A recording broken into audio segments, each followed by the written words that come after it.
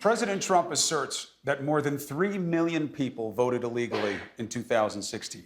He has offered no valid proof of this assertion, and yet the perception has caught fire.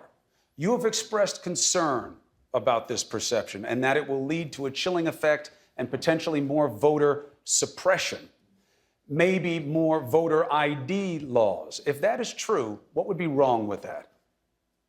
What would be wrong with more voter ID laws?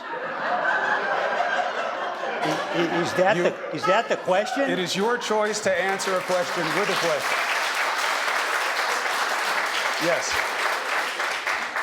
What would be wrong with more voter ID laws is Yes. that the ones that exist are, in general, a violation of the U.S. Constitution.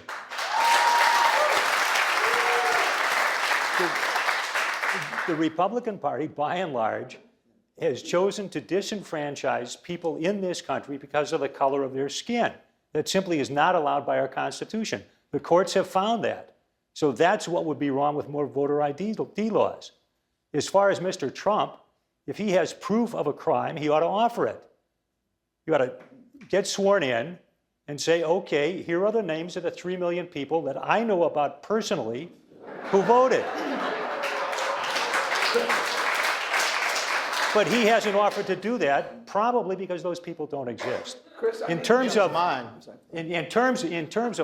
the energy here, I agree with Tom and Keith and Jamie, and I think there may have been a couple others who expressed themselves. The way to harness that energy is locally, on a 185,000 precinct basis, to locally go to the local people in the precincts and decide what issues are important to them locally and organize around those issues. And those issues, they are democratic issues. They are equal pay. They're fair trade, infrastructure, protecting Social Security and Medicare. Chris, but that's got to be done locally. All right. And if it's done locally, that will harness the energy that we've seen. You're over time, Mr. Pekarsky. Sorry about that. I appreciate it.